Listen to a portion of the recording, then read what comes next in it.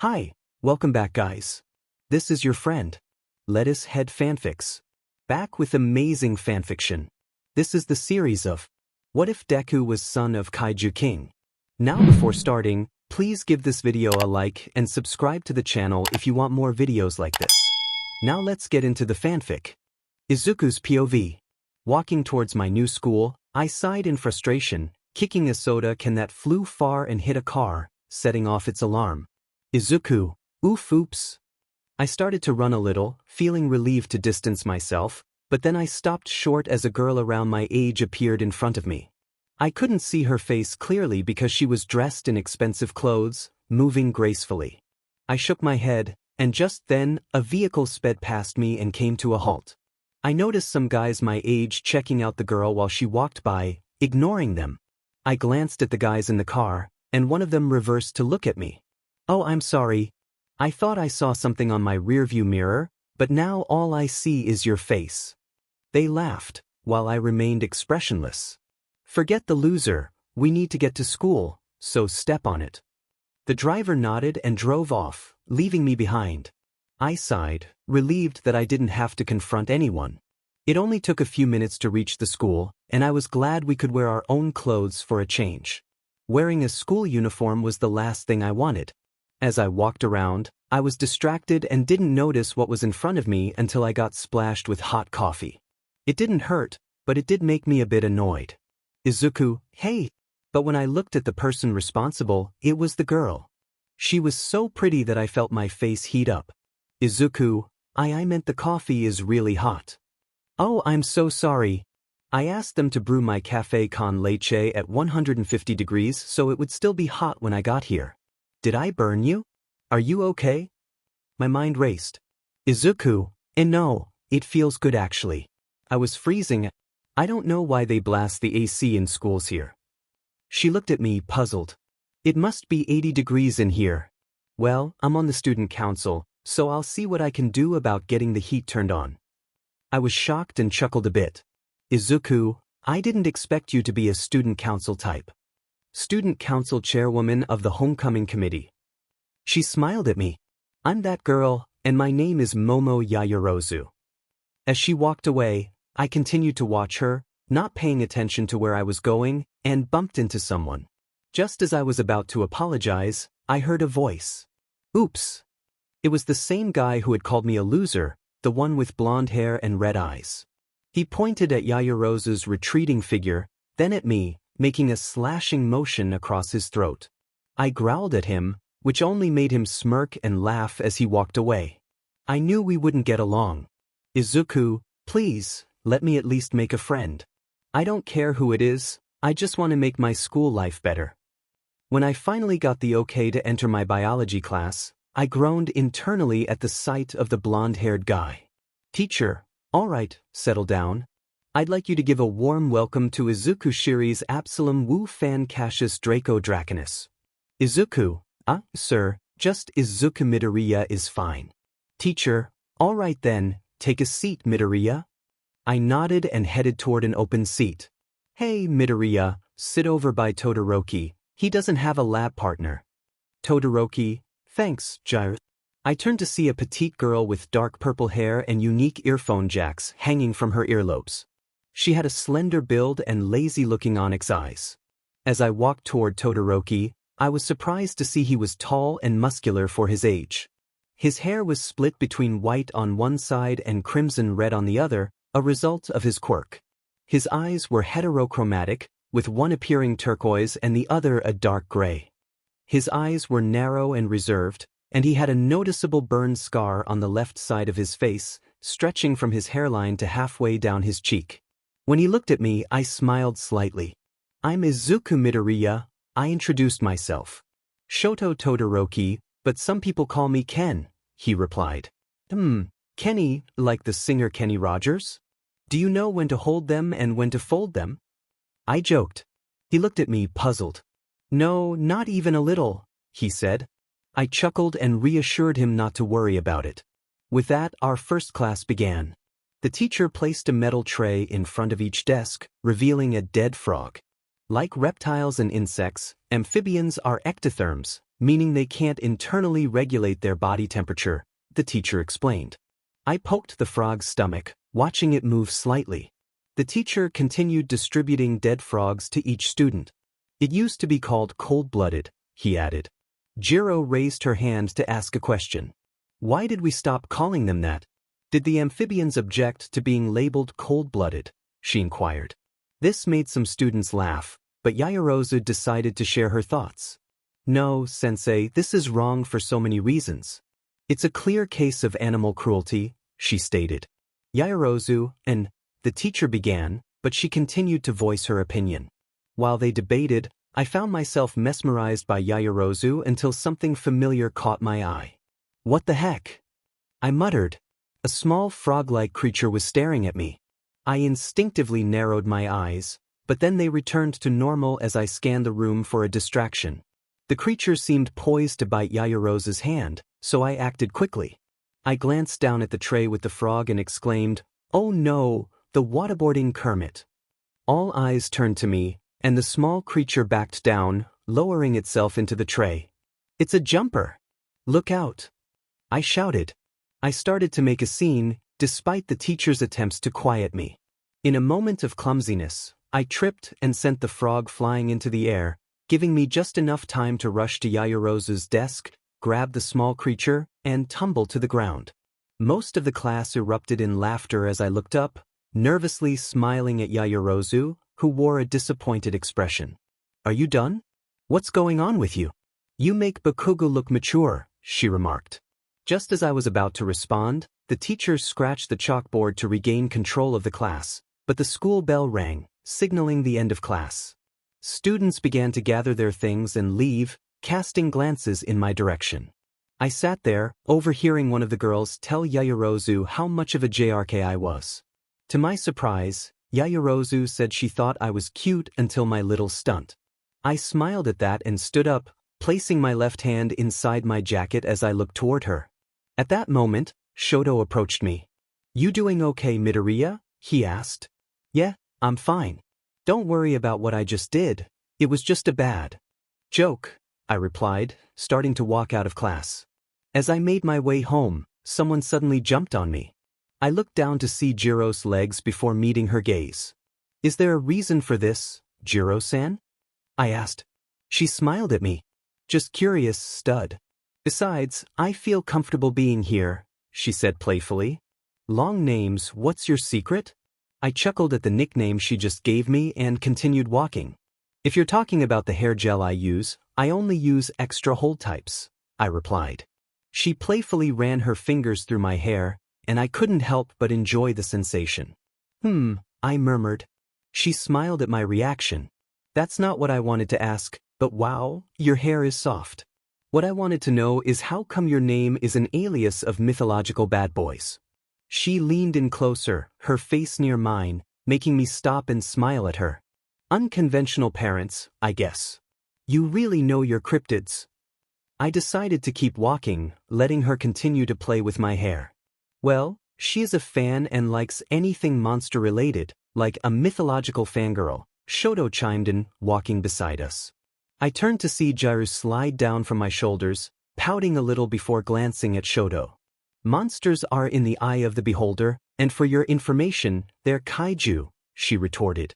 "I know, I just like messing with you," Shoto said with a smirk, causing Jiro to narrow her eyes at him. I laughed, and we continued walking together. "So, kaijus, huh?" I asked. "If you think they're monsters, you're wrong. They only fight us because we keep trying to kill them," Jiro explained. I paused to look at a poster. "My dad. It's been about 14 years since Bellic was last seen," Jiro added. "In America or Japan?" Shoto asked. "A bit of both, I guess. We keep thinking the kaiju are a threat," Jiro replied. I narrowed my eyes at the poster. "What's the matter?" Jiro asked. "Everything okay, Midoriya?" Shoto inquired. Before I could respond, something hit me in the head. I looked down to see it was a dead frog, and I growled, spotting Bakugo and his group laughing nearby. "Shouldn't evolution have weeded out those JRKS at the pool ages ago?" Jiro remarked. I glanced back at her, with Shoto raising his eyebrows in surprise.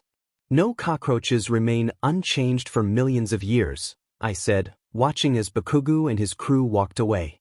Well, it looks like you're not a complete moron, Jiraiya teased. Hey!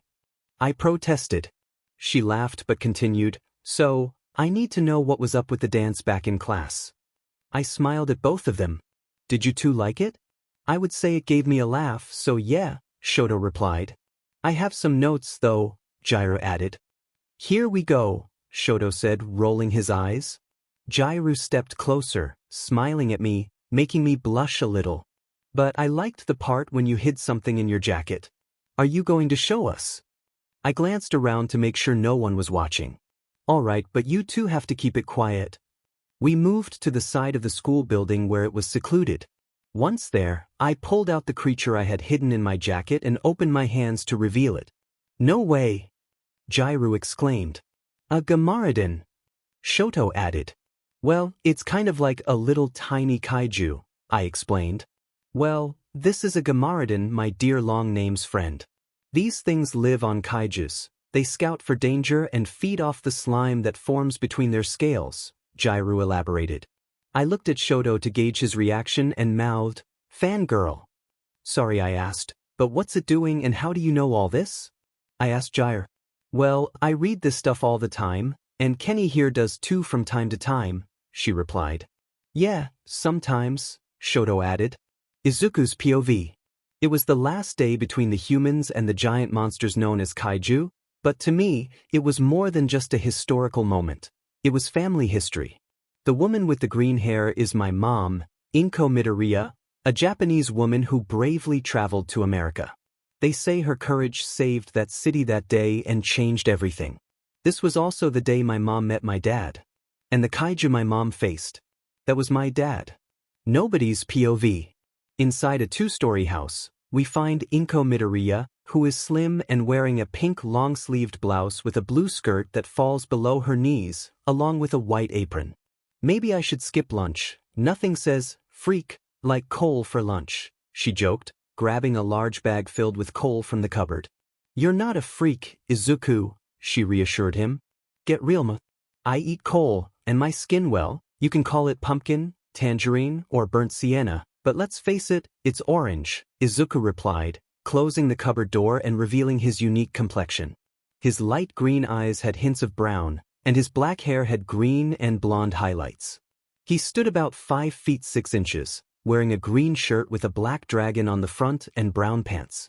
An orange? You're just adorable, Inko said with a smile, holding up a glass of orange juice while sitting at the table. Izuku groaned and laughed at his mom's joke as he walked toward the table. Mom, this is a new school, not an execution. Just try to socialize and make some friends. And stop getting into fights. I know, Mom, but they always start it. They think my skin is my quirk, which it's not.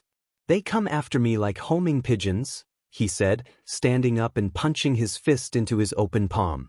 Inko, Izuku, you're a 14-year-old boy like any other in your class. You'll leave this school soon and go to your dream school. Every guy similar to you has problems of their own. Izuku sat down as his mom spoke and kissed him on the cheek. So if you hold it together and keep your temper, everything will be just fine. Izuku nodded, getting up. Got it, ma. Message received. He grabbed his black and red hoodie jacket and black backpack, preparing to leave the house. And Inko called. He turned his head to see his mom showing him the rock sign. Izuku smiled and returned the gesture. I love you too, Mom. Inko giggled. Actually, that time it was rock on. Izuku laughed a little, waved goodbye, closed the door, and started walking to school. This is going to be a long day. Where are you now, Dad? I chuckled at their friendship. Wait, Izuku, whatever you do. Jiraiya began, but before she could finish, I felt a small kaiju bite me. Ow! I exclaimed as it jumped out of my hands and ran away. Let it go, Jiraiya advised. I got up and started running after it, with Shoto and Kyoko watching me fail miserably. Hey, come back here. Called. Before I could get close, I tripped and fell, causing my friends to laugh, but I managed to smile. After that, we left school and talked about our quirks. Well, There's to be exact. The only thing I shared was that my quirk seemed dormant and that my skin was just a side effect of it, which they accepted. After saying my goodbyes, I went home and entered the house. Inko, Izuku, how was your first day at school? I smiled at her, making her cry tears of joy as she announced we were having katsudon for dinner. I smiled back, even though I ate coal. I truly enjoyed my mom's cooking. It was the best. Later in the evening, after Izuku and his friends left school, Bakuga's goons were sneaking around. This is the one. This is definitely Yaoyorozu's locker, one of them said. When he kicked the locker, he felt pain and hopped around. You guys are morons. Give me your library card, another one said. After getting it, he slid it through the locker doors and opened it. And that's how it's done, he declared, while the others laughed and one grabbed what appeared to be money. The next day, during gym class, the new gym teacher introduced himself. All right, ladies, line up. You can call me Coach Barnes, or once you come to love me, Blitz. Well, Blitz, I was wondering when I'd run into you, Izuku said. Barnes looked at Izuku and smiled. Good to see you're still kicking, kid. Well, what can I say? I'm tougher than I look. But seriously, gym teacher? That's your cover? You've come down in the world since the last school, Izuku said, stepping closer, making Barnes chuckle.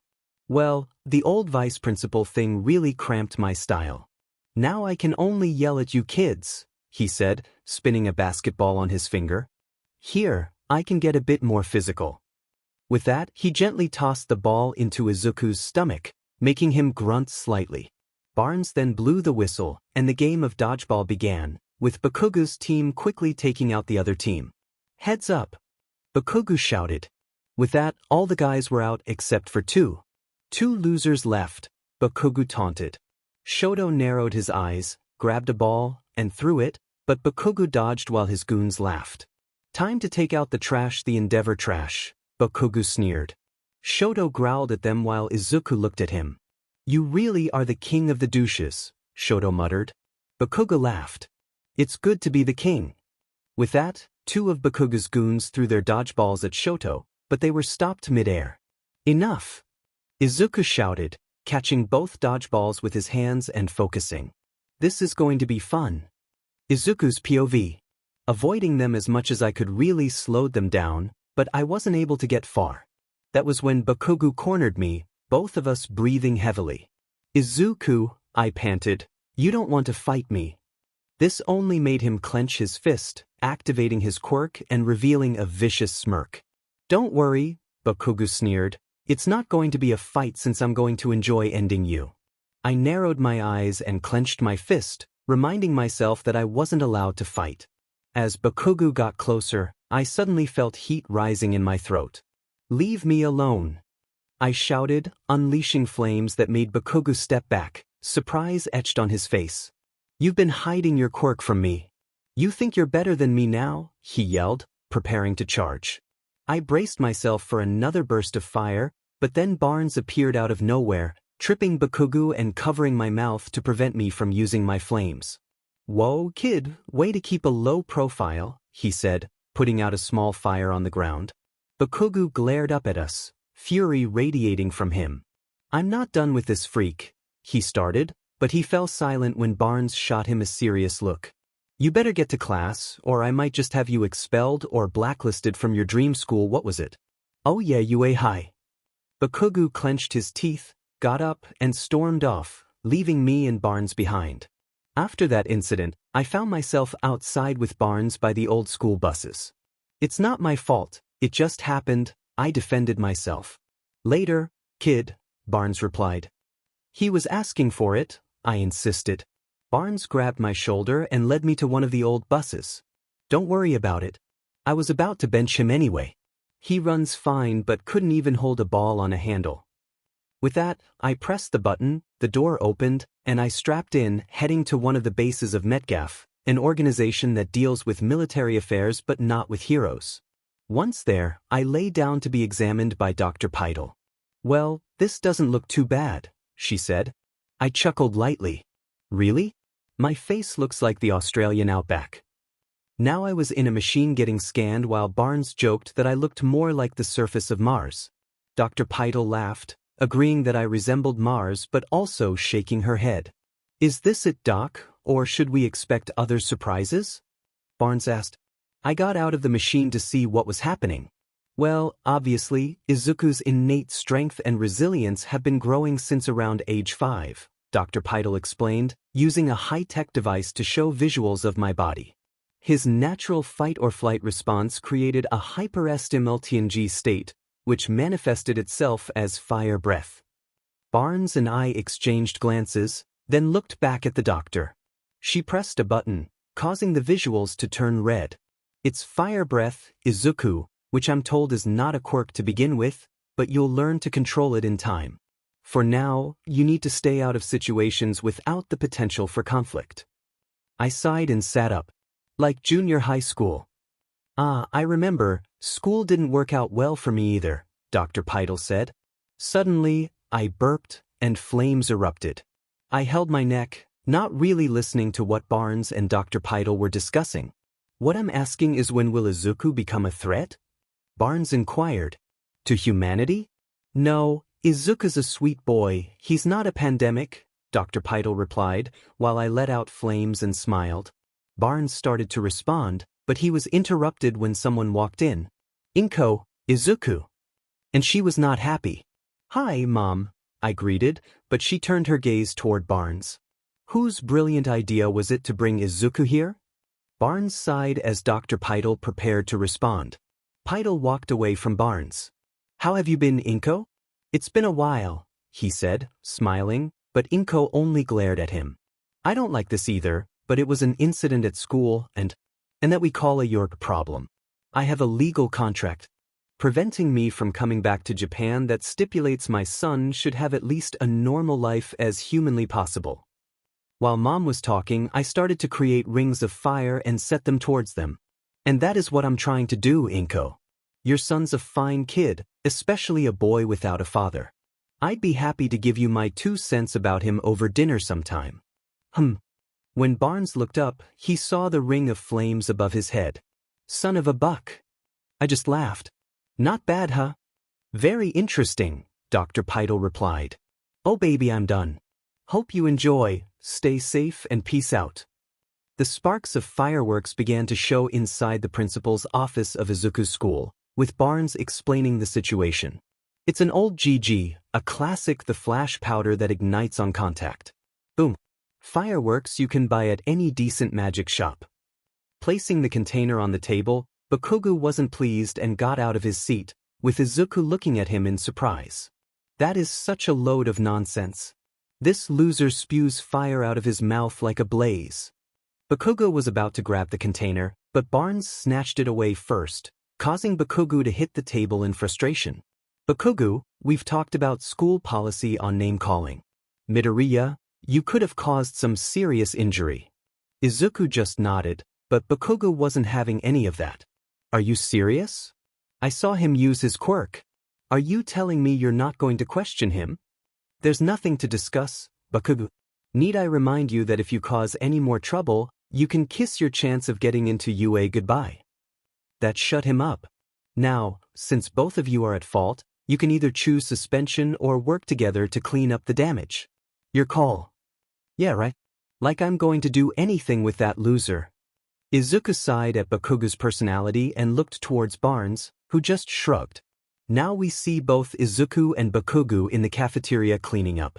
While Izuku was using the broom, he stopped to look at Bakugu, who was scrubbing the floors. When Bakugu saw Izuku's feet, he looked up and glared. Look, Bakugu, I'm really ashamed of my thoughtless, immature prank. I'm sorry. He stretched out his hand for a handshake. When Bakugu got up, he only got angrier. Are you kidding me? You think I'm going to let this slide? Hell no. He grabbed the broom from Izuku's hand and dropped the scrubber on Izuku's right hand. I know what I saw. I don't know why, but you're not better than me, you freak. He walked away, leaving Izuku staring at the scrubber. I could have told you how that would go, Kyoka said, sitting on one of the chairs. Well, hey, punk star. How's it been? Izuku greeted her. Doing good so far. So anyway, are you coming to the big party at Bircher Lane Saturday? I wasn't invited to any party, he replied while bending down. Nobody was. It's someone's parents' out-of-town party where everybody just shows up. Izuku started to scrub underneath the table. Well, it's not really my kind of scene, so I'm not really comfortable. Kyoka looked at him upside down. Oh come on. You tried to shake hands with the ever-living prick Bakugo. This is like 10 times easier than that. Izuku then looked to see Yaoyorozu sitting with her friends. Guys, I know it looks bad, but trust me, I would be able to. Save it, Yaoyorozu. Why would we even consider you being able to handle this? I mean leaving your money in your locker? Come on. With that, they left Momo, who looked sad as she walked away. Izuku felt a bit upset at the exchange. Kyoka thought for a moment, then got off the table and grabbed Izuku's arm to pull him out from underneath. Kyoka, what are you? He didn't get to finish as she sat on his lap, placing her hands on his chest and giving him a smile. About that party, everyone is going, including Momo. Izuku blushed as she got close to his face. Well, maybe I'll stop by. She then gave him a quick kiss on the cheek, making him blush even more before she waved goodbye and left. Izuku sighed and continued to scrub, a smile on his face. Geez, I wonder if Mom will let me go to the party. Yeah, I'm not too sure about that. It's already dark, and I'm sneaking around, making sure not to make any noise while walking. I stopped to look at myself, touching my neck and feeling the rough, scaly texture. I sighed and turned on the lights. Izuku Midoriya. I gasped and turned to see Mom, smiling awkwardly as I looked away. She pointed her finger at my chest, giving me her glare. Where do you think you're going? Well, you see, it's like this. I'm kind of going to the party. She looked shocked. You were invited to a party? I nodded, and she had tears in her eyes as she hugged me. Oh, I'm so happy. I smiled. Our confidence in people's skills are overwhelming, Mom. I laughed and walked out. Anyway, it's just going to be a couple of dorks sitting around playing video games. Well, hope you have fun. I waved goodbye to her and left, sighing as I looked at the picture of us when I was younger. I just hope you'll be safe, Izuku. A few minutes later, I arrived at the location of the party.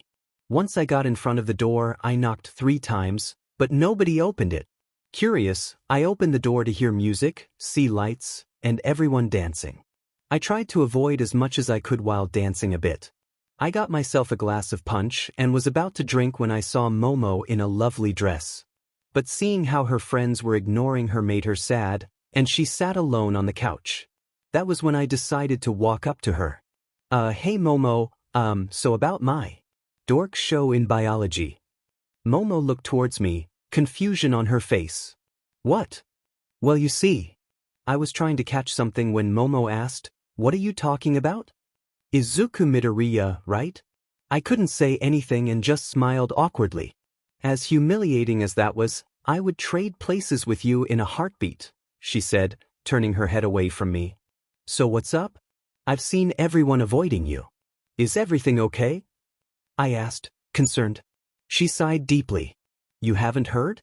I lost all the money we raised for homecoming. I was shocked and decided to sit next to her. No way. I thought it was in my locker, but it's just gone. I've looked everywhere. I'm clearly losing my mind, and I'm pretty sure people think I just pocketed it. Then they have their heads in the clouds. To me, you'd never do that. She looked at me and smiled. Thanks, I appreciate that, but I don't think I'll be able to get the money for it. Don't your family? Started, but she sighed again. It would help me, but unfortunately, my parents forbade me from using that money for when I go to UA, and I can't use my quirk to create anything valuable. Wow. That is but I'm sure you'll find a way through this. I smiled at her, making her look my way. Suddenly, someone grabbed Momo by the arm. It was none other than Bakugo, the notorious troublemaker. Look, Momo, I know you don't want to talk to me, but this guy is bad news. Stay away from him. Momo freed herself from Bakugo's grip and glared at him. What is your problem? You know the punishment for being stupid enough to date you. Bakugo glared back, clearly annoyed. I'm telling you, he's not to be trusted. I had enough of this and stood up, but then someone shouted, Katsuki. The voice belonged to Bakugo's mom, and I felt a blush creeping up my cheeks. You little brat. What part of you're grounded, didn't you understand, huh? She grabbed him by the ears and pulled him out of the house, both of them yelling back and forth until they disappeared from view. The car drove away, leaving Izuku in a state of surprise. Wow, that's quite shocking to say the least, he remarked. Yeah, it really is, Momo replied, her expression thoughtful. Izuku continued, if it were my mom, she'd be trying to get me out of the house, even though I tend to get into trouble most of the time. He chuckled lightly, but when he noticed her expression, his laughter faded. He stepped closer to her. Hey Momo, are you okay? She blushed slightly. Why yeah, it's getting late. I should probably head home. With that, she turned to leave. What? I okay, he stammered, letting out a sigh. Baka, he muttered, placing his hands on his head in frustration. I removed my hands from my face and saw Kyoka in front of me, holding a cup of punch. So, trying to get along with Miss Princess, huh? She teased with a playful smile. I chuckled softly and took a sip of my punch, savoring the flavor. I might have said, I'm surprised Shoto even got the chance to go to a public school to begin with. I had already sent him pictures of the place where we were having the party. I just nodded, still thinking about what Momo was going through when Kyoka suddenly grabbed the collar of my shirt, pulling me closer to her face with a teasing smirk. Don't go down in the dumps, just enjoy the party, she said. I smiled at her, but then we both heard a commotion.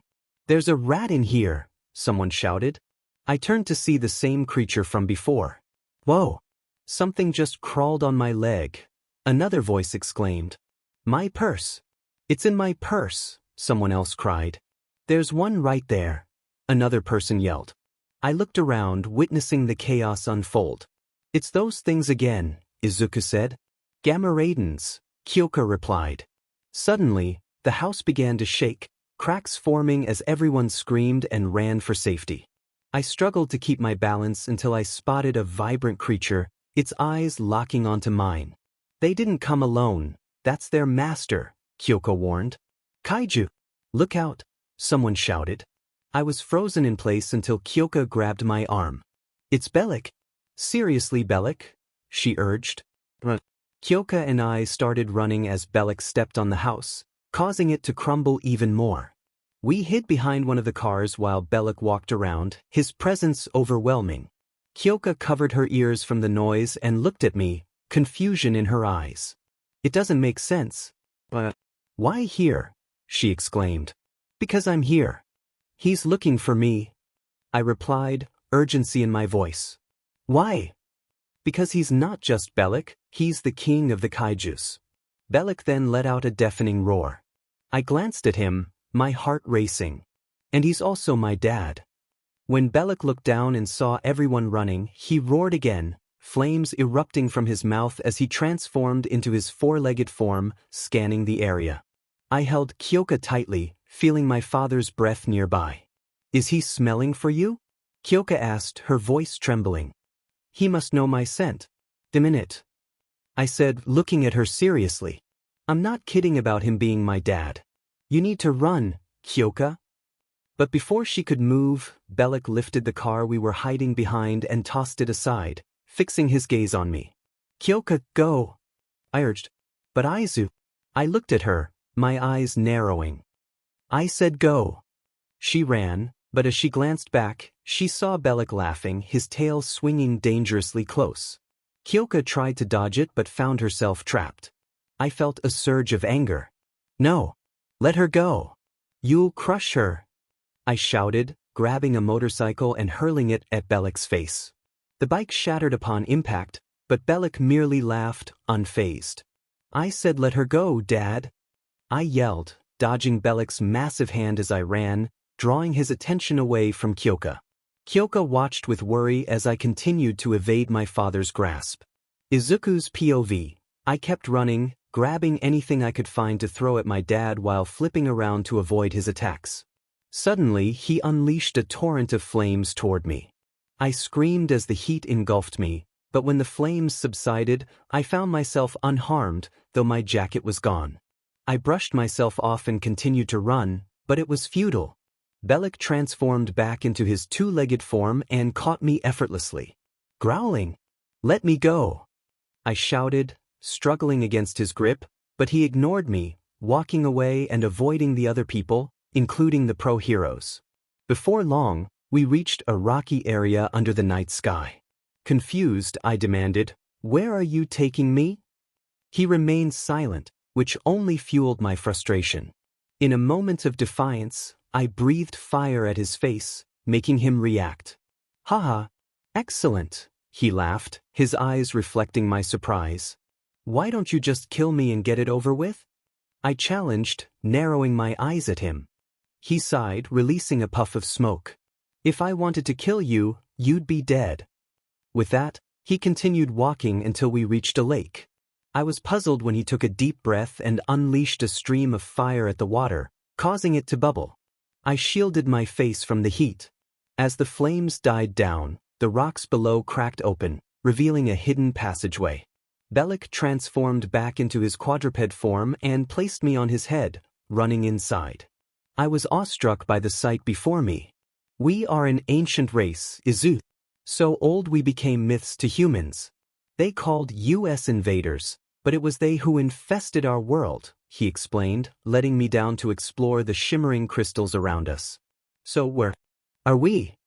I asked, picking up a couple of crystals, admiring their beauty. "Home, IZUKU. Your true home." I glared at him. "No way. This isn't my home, and that doesn't change just because my father is a kaiju. I am not a kaiju. I am Bellic, king of the kaiju. Though you are my son, you are weak," he declared. I walked toward a large crystal and, with a surge of determination, threw it with enough force to shatter it. "I'm strong enough." Bellic sighed. "No. The human world has made your heart soft. You must be hard and remorseless if you want to rule over the kaiju." Suddenly, he heard something. "Listen. They're assembling. They've come." He lowered his left arm for me to climb on, and then he began walking on his two legs. "There is a war coming, IZUKU, between humans and kaiju. A war that can end everything. It is a terrible burden to bear." I gritted my teeth at his words. "You think I'm going to be king of these creatures? I am not a monster." He looked at me, his expression serious. "You are my son. You are half kaiju, IZUKU, and you are superior to everyone you've ever known. That's why you brought me here. You've ignored me for 14 years, and now you want to train me for something I don't even want." Suddenly, I was shocked to find ourselves in a place filled with lava. Other kaijus revealed themselves, and Bellic declared, "I'm your king. This is my son. You disgrace our race. You shamed our ceremony," one kaiju shouted. "Where were you to exterminate the human vermin? Now you mate with them," another added. Bellic's anger flared. "Who challenges their king? You, Abaddon? Or you, Astaroth?" Neither spoke, backing down in silence. I thought as much. Then I made my choice. This is IZUKU, my heir. Confusion washed over me. "So, what happens now?" He smiled at me. "You'll find out." Before I could process his words, he suddenly threw me into the lava pit. I screamed in fear as I plunged into the molten liquid, but instead of pain, I felt a surge of strength coursing through me. He exhaled sharply, staring at his hands and noticing that his nails had grown long and sharp. As he looked at his body, he could see the changes taking place. His chest glowed with an intense light, and he couldn't contain his anger any longer. IZUKU let out a low growl of frustration. IZUKU let out a powerful roar, releasing a torrent of flames that illuminated the surroundings and caught the attention of all the kaijus nearby. As the fiery display filled the air, IZUKU gazed upward, but the intensity of the moment overwhelmed him, and he collapsed to the ground with a heavy thud. When I looked at her, I had to admit she was simply mesmerizing. Can I help you?" she said, trying to avoid looking directly at me. Do you mind if I speak to Shoto? He's a friend of mine." She nodded, not questioning my appearance, and let me in.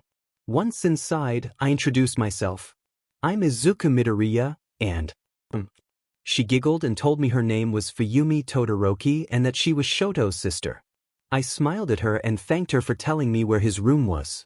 Once I reached his door, I knocked. "Is there something you need, sis?"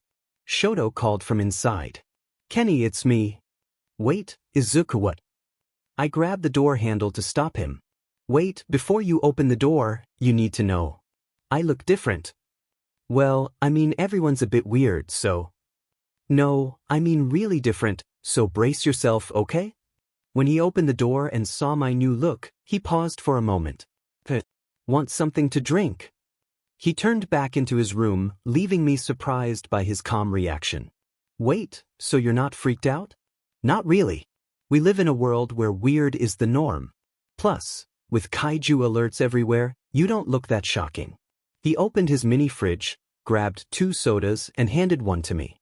As I took it, I was about to open it when he added, "And besides, when Kyoka told me your dad is Bellic."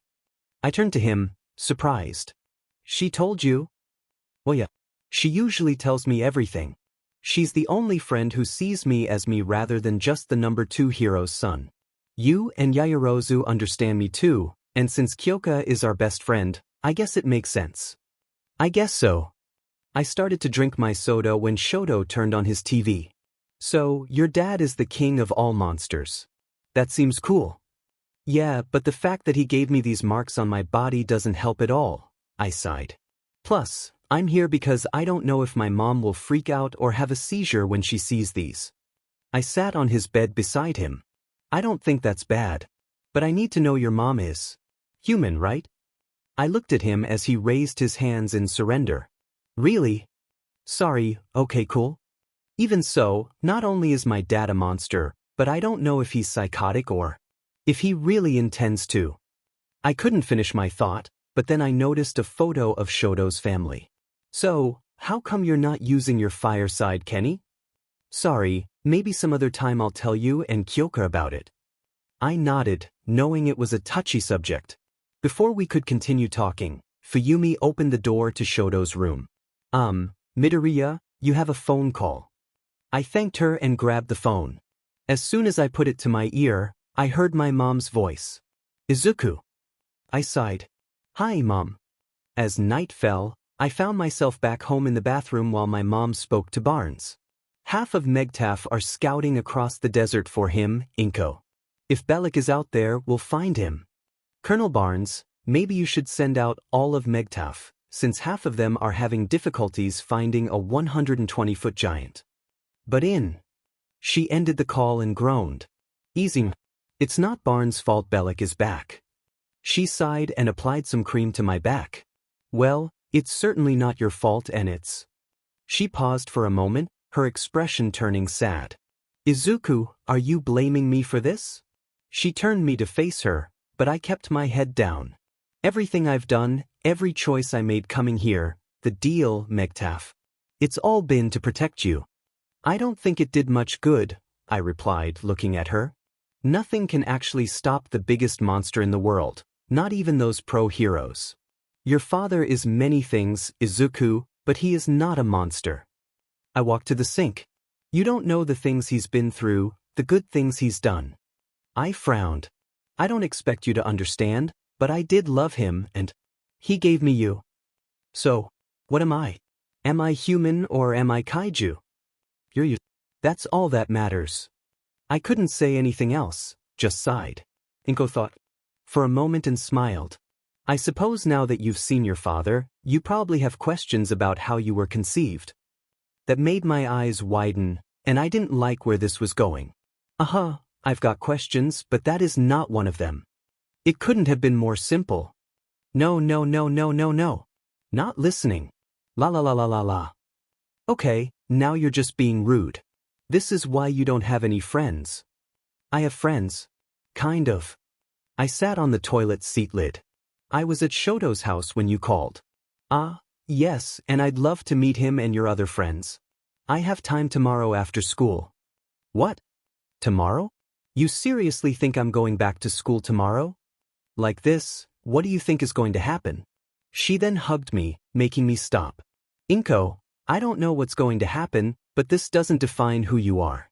You make your own choices. Once she said her piece, she let go of the hug and was about to leave the bathroom when she added, Inko, except you're still going to you no choice. With that, she closed the door, leaving me in the bathroom, and I sighed. Izuku, I just hope I don't deal with any more craziness. Chapter End. Izuku's POV. Well, it's official, I'm really nervous. I'm now walking to school and opening the school door to find it empty. I sighed for a moment, but unfortunately, that's when the school bell rang. I looked around to see everyone, and I just tucked in my gray turtleneck to cover my face a bit. Hey, look, that's the guy.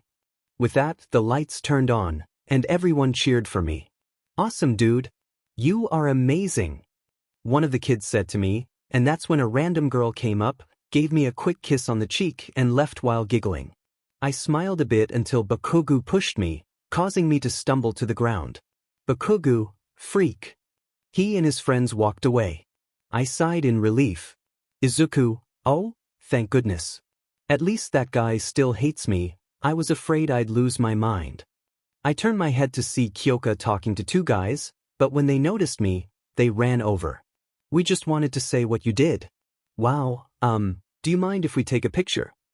I instinctively grabbed my turtleneck again to cover my face, but they stopped and left. Kyoka, what's up, superstar? I turned to her and stared. Izuku, this is kind of crazy. What did you just tell those two? Kyoka, just the fact that you caught Bellic's attention, saved the people, and kept everyone safe. I smiled. Izuku, oh, thanks, I guess. And speaking of safety, I thought they'd be freaked out by this. I gestured to my neck, and she stepped closer, feeling its texture. Kyoka, it feels really tough but also scaly. She wasn't done yet and got even closer, bringing our faces near each other. Izuku, Kyoka, what are you? Kyoka, oh right, well, I'm sure they all think something might have happened to you when Bellic hit you with that fire. I leaned in closer and she did the same. Izuku, Kyoka, Kyoka, yes, Izuku? We were almost touching lips when I heard laughter.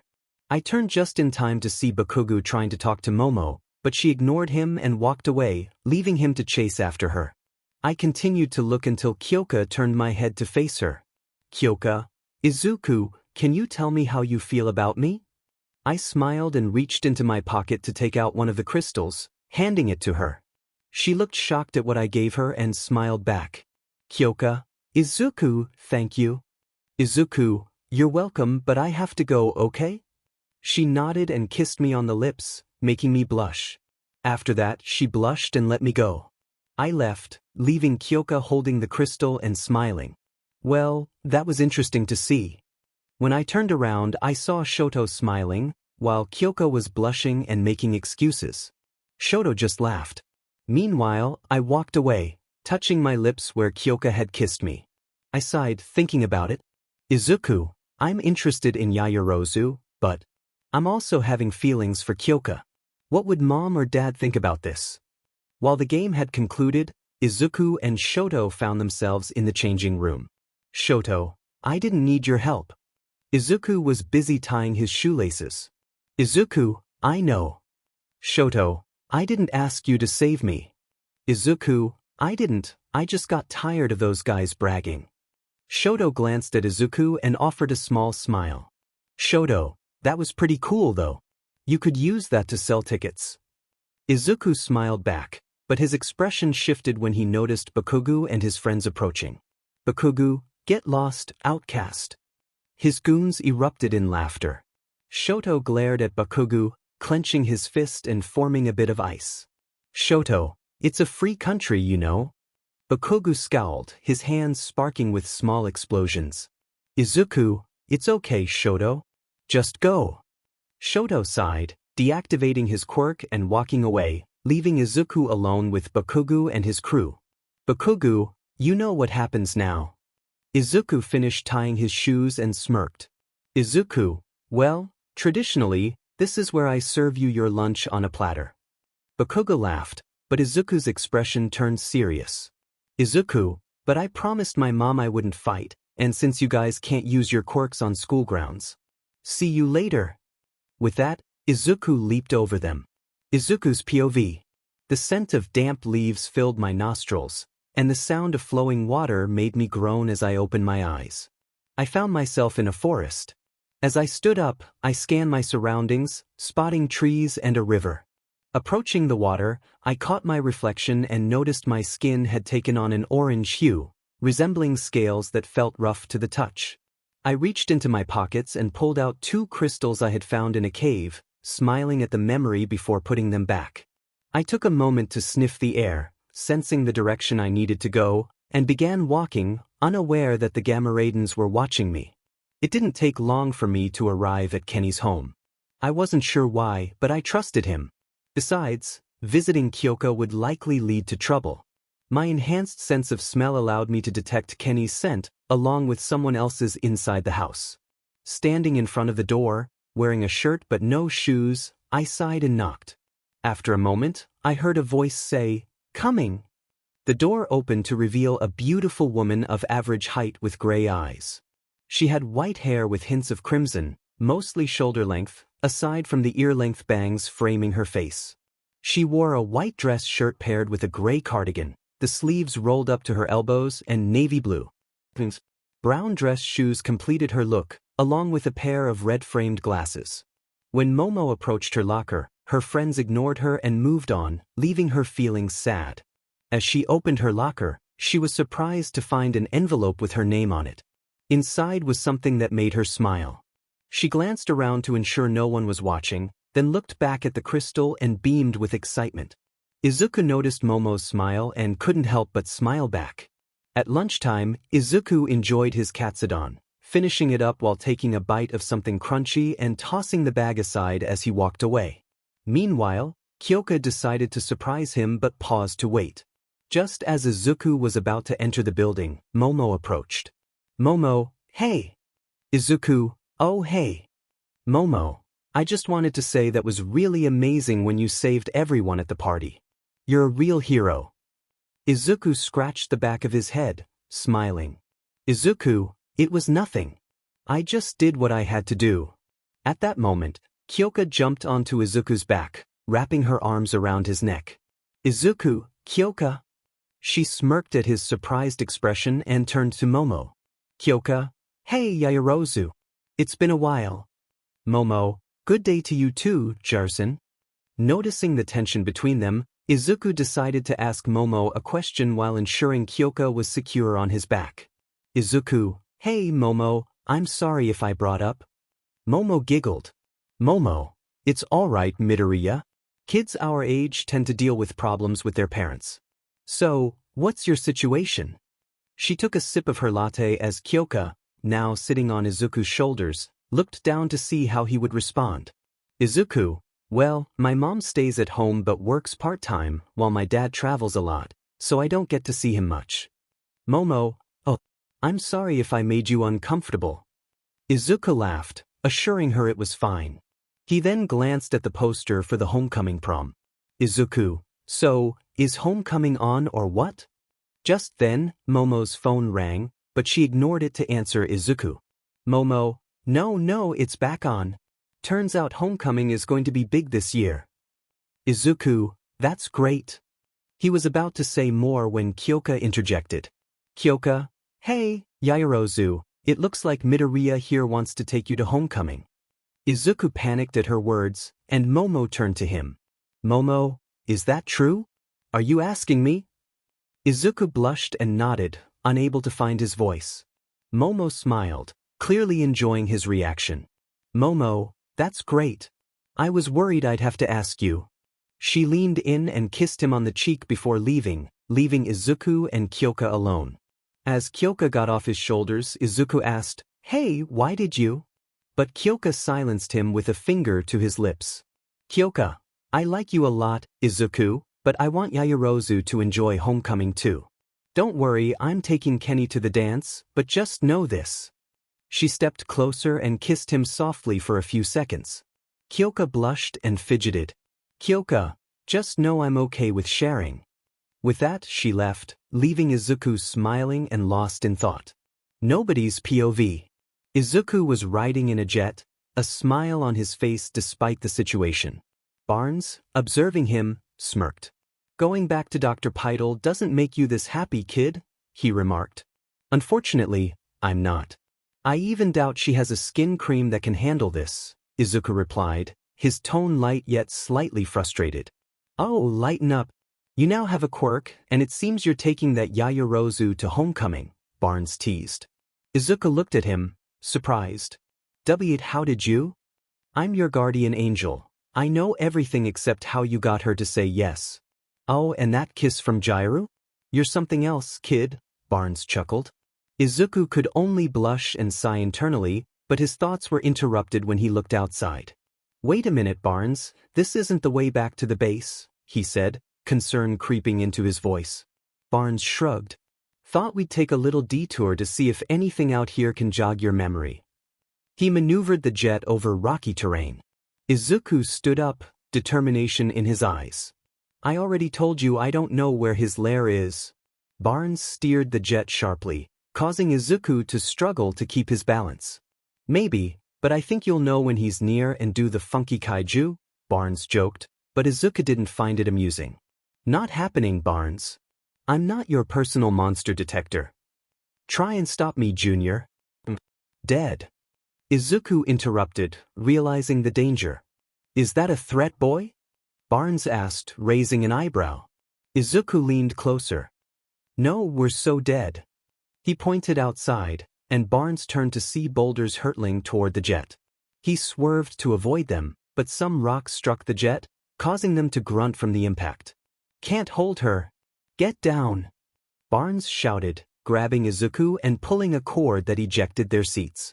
Izuku clung on for dear life but slipped, plummeting down. He screamed. Izuku! Barnes called out, diving after him. Just then, a beeping sound from his suit activated his parachute, lifting him into the air. Izuku's POV. As I fell, the wind rushed past me and I fought to keep calm. Suddenly, I spotted something below that ignited my anger. My blood boiled and my transformation surged forth. All I could think about was fighting. I was now in my kaiju form, charging toward one of the kaijus from that night. I closed in, ready to unleash my fury. But the kaiju grabbed me and hurled me into a large rock. It then pushed me further into a makeshift hole, but that only fueled my rage. I retaliated by breaking its finger, causing it to scream and release me. Once I landed, I sprinted toward the kaiju, kicking two of its legs before delivering an uppercut to its jaw. But the kaiju wasn't finished. It swung its tail, sending a rock pillar crashing toward me. Nobody's POV. Meanwhile, Barnes got up after landing and saw Izuku looking different, blocking a boulder with his arms and then shattering it. His glare was fierce, ready to take on the kaiju. Shocked, Barnes quickly composed himself and activated his communicator. This is Barnes. I want every available unit inside the perimeter, and I want it now. Under no circumstances will there be pro-heroes. Do you understand? Yes, sir, a soldier replied. The kaiju continued to hurl boulders at Izuku, who was growing increasingly furious. Judge. Aha weya. Izuku roared, charging at the kaiju. It threw more boulders, but Izuku dodged and closed the distance, landing another uppercut followed by a powerful kick. He turned to glare at someone. Yes, better. Izuku spun around to see his father, glaring back at him. What is this? A test? A stupid test? Just then, the kaiju's tail struck him, sending him crashing into a rock pillar. The creature continued to attack with its tail, but Izuku dug his feet into the ground, creating cracks as he resisted. With a swift backflip, he landed on a rock pillar and unleashed a stream of fire toward the kaiju. The kaiju hit the ground hard from the blast. Izuku, kill the Zornga or it will surely kill you, Bellic shouted. Izuku's frustration boiled over. I don't want to fight. The kaiju know of your existence. Any of them may challenge your right to succeed me at any time. The Zornga slammed Izuku with two large boulders, making him struggle. Judge, I don't want to succeed you. But you do want to live. Only your bloodlust will save you. Bellic was right. Izuku's bloodlust was the only thing keeping him alive, and it surged within him, pushing him into a feral state. Ja! Izuku let out a fierce roar as he slammed down on the Zornga's head, causing it to lose its balance. But he wasn't finished. With his teeth clenched, he turned around and unleashed a blast of fire. "Bitch!" he shouted. "Excellent, my son. Perhaps it's not too late for you." Bellic grinned as he watched Izuku, who was now dangerously close to a piece of glass from the jet, his primal instincts urging him to finish the fight. "Greya!" Izuku growled, but he hesitated. His more rational side, his human half, pulled him back from the brink, earning a dissatisfied look from his father. Unable to go through with it, Izuku reverted to his human form just as the kaiju was struck down by a powerful blast, making him step back in shock. He and Bellic turned to see that the blast had come from a tank-like vehicle. "Growling, Barnes!" Bellic growled. "Fire!" Barnes shouted, and a barrage of weapons was unleashed upon Bellic, who instinctively shielded Izuku from the onslaught. "Izuku, get down!" Bellic commanded as smoke filled the air, obscuring their view of the battlefield. Izuku coughed as the dust cloud settled, and he narrowly dodged a glowing projectile that came his way. It was a pro-hero, and the sight sent shivers down his spine. "Not those heroes again," he muttered, recalling the painful memories of being told he was quirkless and urged to give up on his dreams. His father, Bellic, glared at the approaching heroes. "DMN heroes," he muttered. Izuku watched as one of the heroes unleashed a volley of firepower, forcing Bellic to protect him once more. Meanwhile, Barnes was furious at the hero's arrival and charged toward them. Bellic made sure to position Izuku in a safe spot while roaring in anger, sending a blast of fire toward the heroes, who scrambled to evade the attack. "All heroes, leave. We will handle this," shouted a Metcalf soldier. Endeavor, one of the heroes present, shot a glare at the soldier. "If you think I'm going to listen to you, you should know why my quirk is called Hellfire." Barnes shot a warning look at Endeavor. "You better watch yourself, hero. You don't want your little secrets exposed." Endeavor's anger flared, but Bellic retaliated with another blast of fire, prompting Barnes to act quickly. He utilized Metcalf equipment to fire back at Bellic, who roared in pain but retaliated fiercely. Izuku dashed toward Barnes, desperate to stop the chaos. "Barnes, stop firing. You'll kill him." "Not happening, kid. I need to take him down." Barnes replied, unwavering. "Damn it." Izuku shouted as he pushed past a hero blocking his path. "Get out of my way." He delivered a swift punch to the hero's gut, sending him to the ground. This gave Izuku the chance to reach his father. "Dad, please stop this." In response, Bellic unleashed another blast of fire, while Barnes continued to fire, and the chaos escalated. The vehicle exploded, sending Barnes flying through the air, where he was caught by Bellic, who had reverted to his larger form. Bellic glared at Barnes and then turned his gaze to the trembling heroes. "Come on. What are you doing? Shoot. Do it now." But as Izuku shouted for them to stop, Bellic took a deep breath, looking at his son and the others. "I surrender," he declared. "What?" Izuku exclaimed, shocked at his father's decision. The heroes, ready to attack, were halted by the soldiers aiming their weapons at them. "Okay boys, wrap him up," Barnes ordered, and cheers erupted from his team as they prepared to restrain Bellic. As night fell, Izuku sighed at the outcome, his gaze drifting to the heroes, particularly Endeavor, who had tried to take down his father. Izuku glared at him, but his attention was soon drawn to a jet descending from the sky, its hatch opening. He spotted his mother, Inko, rushing toward him. "Izuku," she called, enveloping him in a tight hug, her worry evident. They released each other and turned to face the cage that held Bellic. As darkness settled, a group of Gomorodons emerged from a cave, followed by the thunderous footsteps of Abaddon and Astaroth roaring into the night. Izuku took a deep breath, trying to calm his nerves.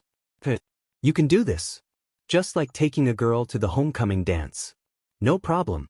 Oh boy, I really hope I don't screw this up." He approached a 3-story home and rang the doorbell, turning around just as the door swung open. He coughed slightly and was greeted by Momo, who looked stunning in a beautiful dress. Izuku felt his heart race at the sight of her. Well, Momo said, smiling. Stunning, Izuku managed to say, his excitement palpable. Momo giggled and stepped closer. Aren't you something? And I must say, you're quite handsome yourself. Izuku smiled back, moving closer to her until they were interrupted by a playful cough. You better save that for later, lovebirds, Kyoka teased. Wondering why you weren't involved? Shoto added. Oh, shut it. Kyoka replied, rolling her eyes. Izuku smiled as he looked at Kyoka and Ken, both looking fantastic in their outfits. He was relieved to see Shoto at the dance, especially after hearing about his father's attempts to pull him out of school. I'm glad you two are here, Momo said. We usually don't do school functions, but since this is the first dance with a Kaiju alert level, we didn't want to miss it, Kyoka explained. I hope there aren't any other surprises I should know about? Momo asked, glancing at Izuku. Well, he started, but was interrupted by the sound of his mom honking the horn. So, let's get this show on the road. Inko called out. I'm supposed to be there early. Izuku, sorry. Momo, With that, everyone got inside the car and headed towards the school for the homecoming dance. Nobody's POV. Roaring. The sound of roaring echoed in the night sky as Abaddon and Astaroth walked towards their destination. Meanwhile, Inko, easy there, chief. Save some for the after-party. When Inko said this, she silenced the one who was screaming and continued on her way to meet one of the teachers. Inko, hey there. Dance music plays. Momo, Izuku, did your mom just give you the rock-on sign? Izuku, that's I love you, in sign language. Momo, oh that's so cute. Izuku sighed while looking around. Izuku, I guess the suit clashes with orange. Everyone is staring. That's when Momo grabbed his face and leaned in closer. Momo, could you be just a tiny bit more self-absorbed, please? Izuku smiled. Izuku is not the center of the universe. Got it. This made her laugh as she grabbed his arm and spun him around. Momo, come on. Laughing. The two laughed happily while Kyoka and Shoto enjoyed themselves with drinks. Shoto, so this is pretty cool, I guess. Not sure how I'm supposed to react, huh? Kyoka, what's up with you tonight, Ken? Is everything all right at home? Shoto, I'm not sure anymore. My dad threatened me to stop hanging out with you, but I just ignored him. If he even tries. I have my ways of handling him. I'm not sure anymore. Kyoka, well, I'm sure you'll figure something out. You still have your brother and sister with you. Shoto, yeah, I do. I'm going to get more punch. You coming? Kyoka, nah, I'm going to pass.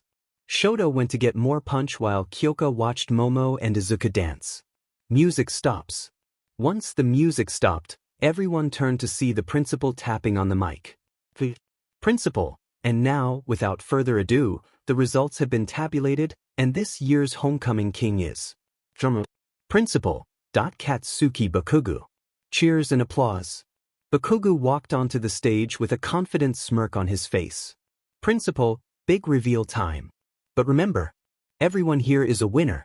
This year's Aldra Junior High homecoming queen is Momo Yaoyorozu. This made Momo cough upon hearing her name. Momo, you've got to be kidding me. Izuku cheered, which made Momo glare at him. Principal, if the queen will please receive her crown, she may then perform the coronation dance with her king. Momo, no way. No way am I doing that with you. Izuku, Momo, it's okay. Momo got close to Izuku, giving him a pout. Momo, no, I came with you, and I'm going to dance with you. He leaned in closer, lightly touching his forehead to hers. Izuku, don't worry, it's only one dance. That's when Kyoka chimed in. Kyoka, it's tradition, Momo, so it's going to be okay. Cheers and applause. As the cheering continued, Momo received her crown and flowers. Bakugu approached her with a smirk and pulled her away. Indistinct talking. Izuku looked down, about to take a seat, but Kyoka had other plans. Kyoka, oh no you don't. Kyoka grabbed Izuku by the arm, making him look at her. Izuku, Kyoka. She smiled at him, getting closer. Kyoka, come on, wallflower. Let's dance. Izuku smiled and accepted, and the two of them slow danced, enjoying the music. Ye's runaway plays. Izuku, Momo, please just let me. Momo, get away from me. Just get away. When Izuku saw Momo move closer to Bakugo, who wore a smug expression, he felt defeated. Izuku, forget this. This is a joke. Inko noticed her son walking away and called out to him. Inko, Izuku. Izuku, no mom, I'm done. Dad's right, I'm wasting my time here. With that he slammed the door. As the music faded, he continued walking until he stopped. He knew he still had Kyoka, but the pain he felt was overwhelming, making his suit feel tight. He sighed and slid down to the ground, accidentally knocking over a trash bin, which revealed the garage inside. When Izuku saw an empty soda can, he picked it up and, fueled by frustration, threw it. Izuku, GG. But then he paused, noticing another bin a bit farther away. He smirked and aimed for it, but as soon as it hit, flames erupted. Acting quickly, he rushed over, flipping tables to reach the bin and extinguish the fire while catching his breath. Izuku, gasp. He gasped when he saw the damage to his suit cuffs and sighed while sitting on the floor. Are you okay? Izuku looked up to see a girl watching him nervously. I saw you looking upset and I couldn't help but worry. Izuku. Don't worry, it's fine. I'm Izuku Midoriya. The girl sat next to him, her brown hair partially covering her eyes. Well, my name is Kinoko Komori. Izuku smiled. Izuku, nice to meet you, Komori. So, did you have a partner to go to the dance? She sighed, explaining that her date had stood her up, saying she wasn't good enough. This prompted Izuku to gently pat her head, making her look at him. Izuku, any guy in their right mind would be lucky to go out with someone as cute as you. I'm sure of it. With that, they talked, enjoying each other's company. Meanwhile, at the ball, everyone was dancing and having fun, almost everyone. Inko wore a disappointed expression as she looked at Shoto, who had his head down, groaning from a headache. Kyoka?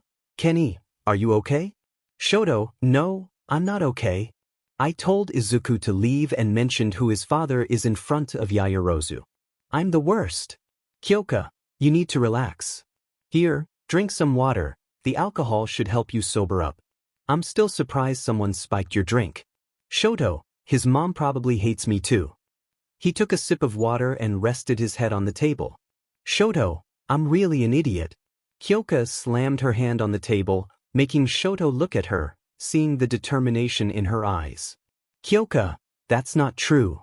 When you said it was one of Bakugo's goons, I knew you didn't mean those things. It was the drink talking, okay? What they didn't know was that a couple of small creatures climbed onto Kyoka, making her look down in surprise. Kyoka, what the? She saw Gamma Raidens climbing on her and tried to shake them off. Shoto noticed one of the Gamma Raidens jumping toward Inko, who quickly struck it down, causing it to hit the ground. Suddenly, the music stopped, and thunderous noises echoed, causing the kids to feel uneasy. Inko, this isn't good. The roof above them was ripped open, revealing two large creatures. Kaijus. Ewa. Everyone screamed in panic, students running toward the exit and calling for pro-heroes. One of the teachers rushed to the stage, shouting for students to evacuate, only to be caught and thrown into the air. Inko grabbed Momo while Bakugo dashed toward the exit, leaving Momo behind as they hid from one of the kaijus. Shoto and Kyoka were trying to escape from one of the kaijus when Kyoka tripped in her heels, falling to the ground. Kyoka, mend these heels. Shoto, they. She gasped in fear as Astaroth loomed above her, a Gamorodon in its mouth. Unable to move, she watched as Shoto rushed in, grabbing a few Gamma Raidens. Shoto, ugly. Over here.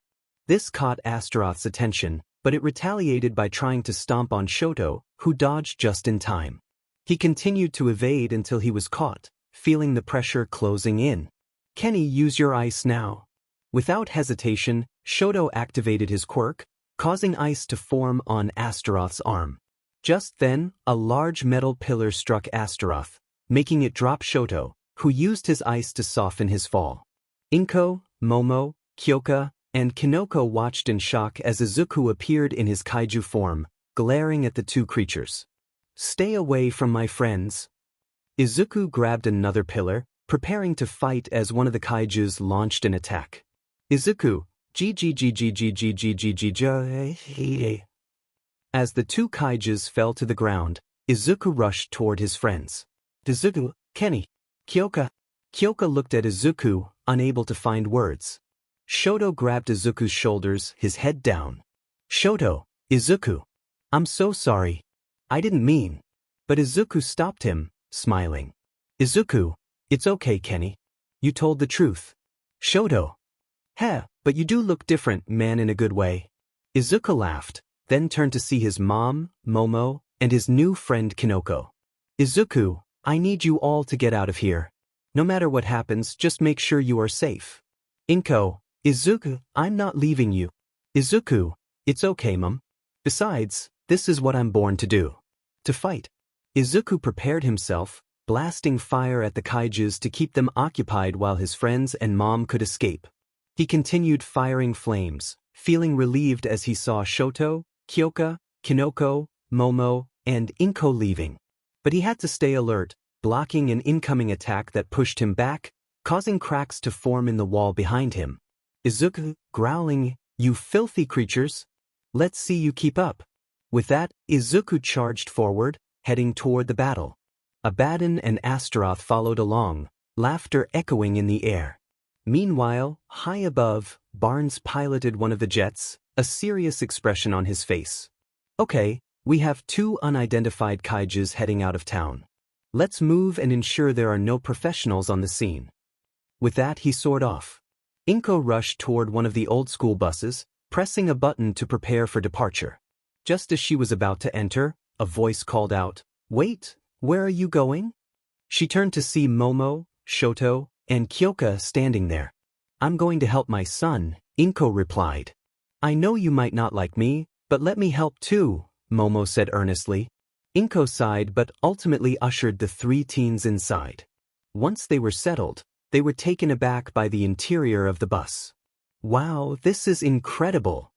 Momo exclaimed. "Oh, it gets better," Inko said as the roof of the bus opened up, revealing a small jet that took off into the sky. Meanwhile, Izuku was leaping from rock to rock, shouting, "Come on, you weaklings! Is that the best you've got?" His bravado was met with a response as one of the kaijus smashed a rock pillar nearby. "Dang, I spoke too soon," he muttered, continuing to evade the creatures. Back with Inko, she, Momo, Shoto, and Kyoko were now suited up for protection. "Since you three want to help so badly, you're all going to assist," she said, steering the jet. Momo glanced at Inko, surprised to see something familiar in her hand. Where did you get that?" Momo asked. Inko smiled, holding up the crystal. "Izuku's father gave it to me a long time ago." This made Momo remember who had given her a similar crystal, and guilt washed over her as she thought about her words to Izuku. "I'm so sorry, Izuku," Momo whispered to herself. "I just hope Izuku gives you a chance," Kyoka added, as Momo clutched her crystal tightly. Meanwhile, Izuku was sprinting, the two kaijus closing in on him. He paused, gazing up at the rocky mountain.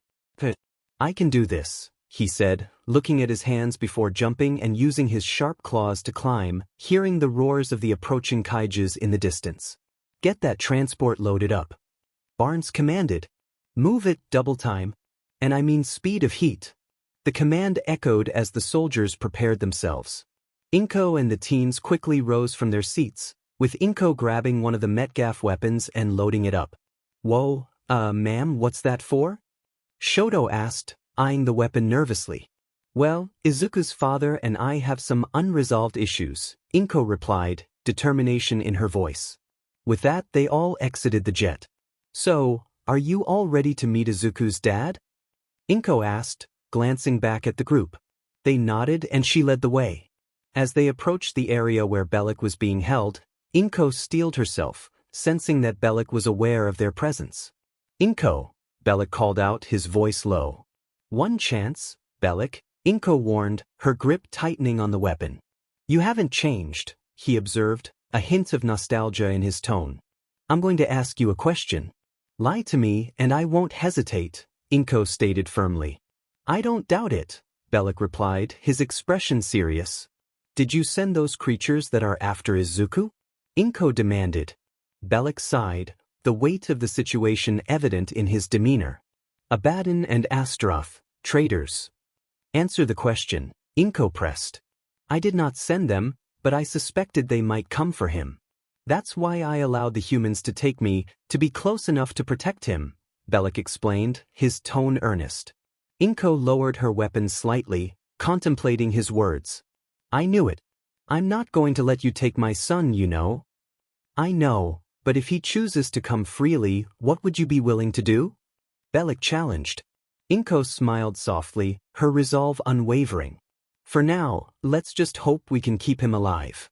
With that, Bellic stomped the ground, preparing to break free. Inko quickly grabbed Momo to help her down, while Shoto did the same for Kyoka, readying themselves for whatever was to come. When Izuku and Kyoka looked at each other, their faces drew closer, their lips nearly touching. Whoa! Izuku exclaimed, surprised. When Shoto suddenly interrupted them. Lay off, man. She came with me. Ken shouted, his voice tense. Ken, what is going on? Kyoka asked, confusion evident on her face. I'm fine. Better yet, I'm doing great knowing I'm human, unlike some people around here. Ken retorted, his frustration boiling over. Shoto calmed down. You're with friends, everything is cool, Izuku tried to reassure him. Everything is not cool, damn it. Ken shouted, swatting Izuku's hand away as he swayed slightly. Ken, why don't we go talk about this outside? You don't look like yourself, Izuku suggested, hoping to de-escalate the situation. No. The only reason Kyoka likes you is because she knows your father is Bellic. Ken's words hung in the air, causing Momo to gasp in shock, while Izuku's heart raced. What? It's not true, is it, Izuku? Momo asked, her eyes wide. Izuku could only nod, which made Momo step back, prompting him to move closer to her for comfort. As Momo, Shoto, and Kyoka spotted a figure flying toward Bellic, confusion washed over them. Wait a minute, that guy on the jetpack looks just like our gym teacher, Momo noted. I'm pretty sure Izuku knows him, Shoto added, glancing at Izuku. Come on, we don't have time. Inko urged, grabbing Momo's arm, with Kyoka and Shoto following closely as they rushed to another jet. Izuku's POV. I continued climbing the mountain until I reached the top, feeling the cold wind hit my face. I took a few deep breaths while looking down, only to feel someone step on my hand. Looking up, I saw Barnes. B. Barnes, what? I started, but he quickly grabbed me. Get up here, he commanded, then threw me to the ground, causing me to hit a small boulder with my back.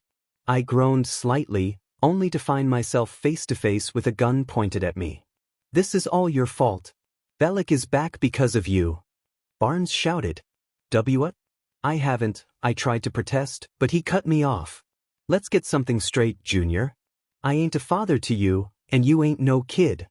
But I wasn't focused on him, my attention was drawn to something behind him, causing a surge of panic. Kaiju! I exclaimed. Before I could react, I was pushed to the ground, Barnes's gun close to my face. I know what you are. I saw you terrorize that thing in the desert, he yelled. I struggled and pointed behind him. Would it kill you to just look behind you?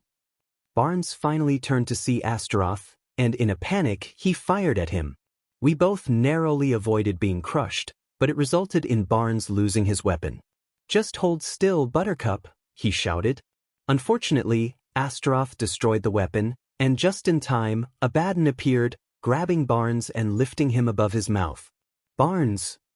I yelled, reaching out just in time as we both fell, Barnes screaming in surprise. Whoa, whoa, whoa, whoa, he cried. Suddenly, I felt a strange sensation from my back, causing me to scream. Flap, flap, flap harder, he shouted, his voice rising in panic.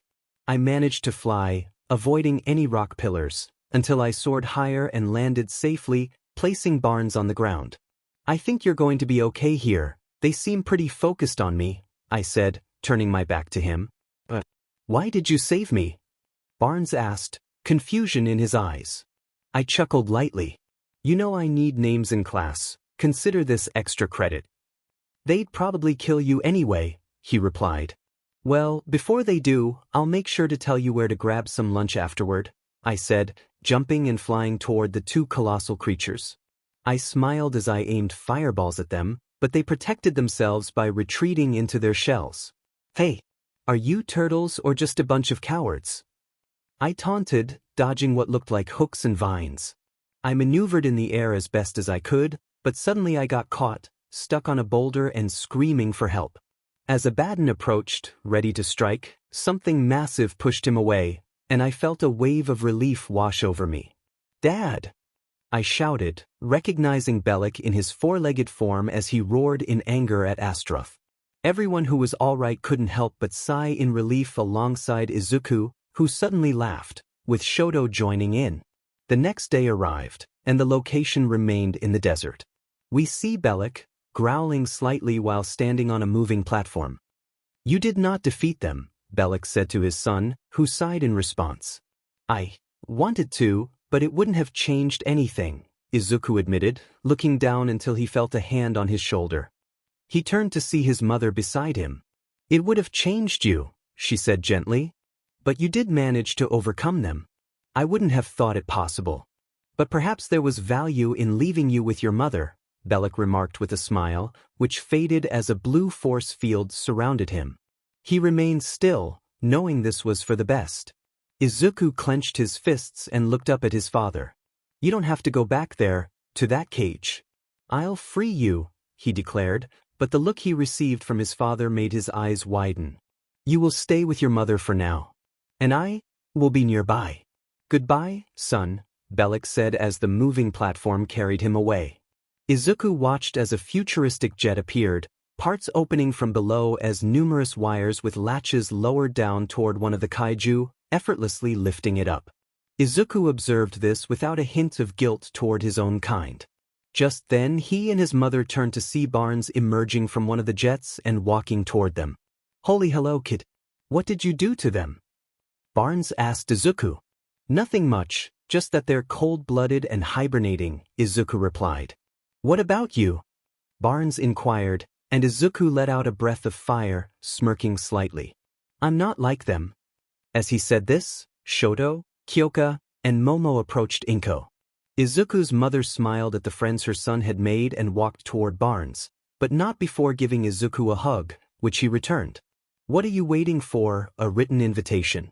Let's get these popsicles in the freezer, Barnes ordered.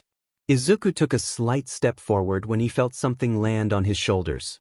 He couldn't help but laugh as he saw Kyoka's face. Now this takes me back, Izuku said, looking at Kyoka, who was smiling and ruffling his hair. Izuku turned to face Momo and Shoto, the latter giving him a fist bump. Well, this was a great day for my life. I just hope it doesn't become a regular thing, Shoto said, raising an eyebrow at him, while Kyoka shook her head at Shoto's comment. With me as your friend, I think your life will be more than just regular, Izuku replied with a smile, causing Shoto to sigh but chuckle a bit.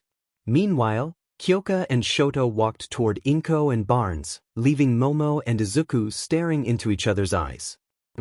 Hey, Momo said awkwardly, and Izuku chuckled in response. Hey, he replied. So, I figured out who. Thanks for saving Homecoming. I mean, like any of that matters now, she said, stepping closer to him, her cheeks slightly flushed. It mattered to you, Momo, he said, and she smiled back at him, moving closer. So, I'll see you at school on Monday? She asked, and Izuku pondered. I don't know. Do you still want me to go to school? He asked his mother, who chuckled at the question. Oh yes. You're going to school, she confirmed, prompting cheers from both Kyoka and Shoto. Although Shoto's cheer was less enthusiastic, he was still happy that Izuku would be attending school with them. Izuku laughed at his friend's antics and turned his attention back to Momo with a smile. I guess that answers that. Then I'll see you and the others there, he said, and Momo nodded, hugging him tightly. Izuku embraced her back, and they looked into each other's eyes once more. Looks like our ride's here, Inko said to her son, prompting him to let go of Momo, who missed the warmth. Kyoka and Shoto approached the two. Izuku glanced at the ride and then thought of something else. a smirk spreading across his face. "You know what, Mom? I think I'll find my own way home," he said, looking at his friends as he pulled them into a group hug. "I'll see you guys back at school," he said, giving Shoto a fist bump and placing kisses on Kyoka and Momo's cheeks, causing them to blush. With that, Izuku started to run, feeling his heart racing and the heat coursing through his body. He felt his body changing once more as his back shifted, and his wings spread free. With a grunt, he jumped into the air, soaring toward the sky with a smile on his face. He couldn't help but laugh in excitement, spinning as he floated higher. "Yeah. Ho-hoo. You're still here? You thought this was over? No, this is only the beginning. Deep breaths, focus on your power." That was the thought coursing through Izuku's mind as he glared at the man who believed he was the most powerful, but he was mistaken. With Izuku's eyes narrowing and his wings becoming even more formidable, he charged toward the man, who simply laughed at what he perceived as a futile attempt. Deep down, however, he knew he had made a grave mistake by facing the prince of the Kaiju. This was it. Hope you enjoy this final chapter of this story. All he could do was reach out his hand toward the person he cared about. The sound of his wings filled his ears, and he could hear the distant cries that surrounded him. There were others, but this person was more important to him than anything else. Without her, he was nothing. Without her, he couldn't even discern right from wrong anymore. He had to save her. But even as he tried to reach her faster, she remained so far away. Then he saw the pavement below, which made his heart race as he called out for her. But it was too late. He could only imagine the impact as he felt a wave of dread wash over him. He finally landed, struggling to breathe as the memories flooded back. The overwhelming scent filled his nostrils, and he let out a heart-wrenching scream. The sound of fighting echoed as Bellic roared at Astaroth in fury, only to be suddenly pulled closer to him. Bellic unleashed a breath of fire, but it backfired when Abaddon attacked him. Izuku struggled against his restraints, rage boiling inside him as he called out for his father. Unbeknownst to him and the Kaijus, something was flying toward them, carrying 4 individuals. "Inko, strap in."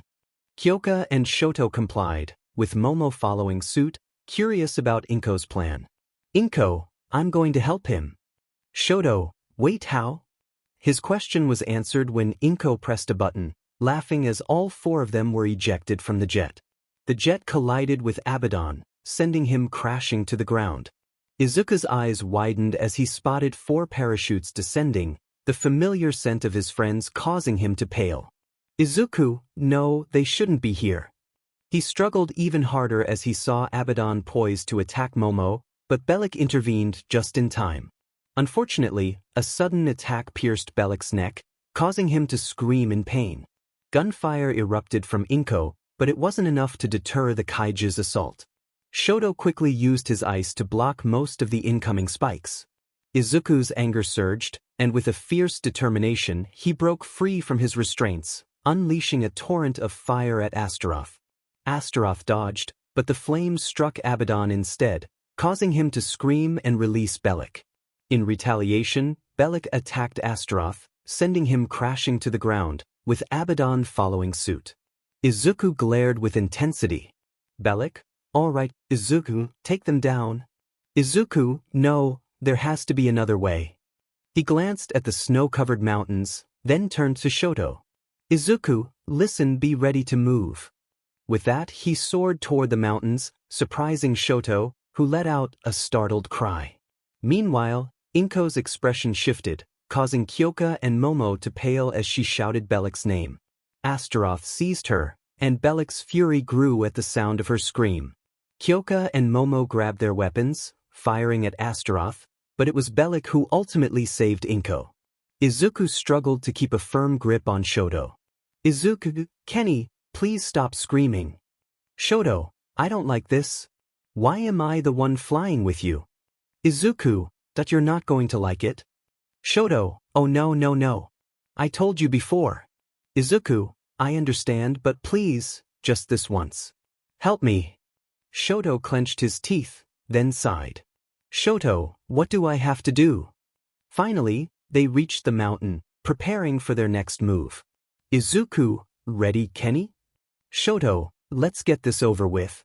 Izuku smirked, releasing a breath of flames before they both fired at the snow-covered mountain.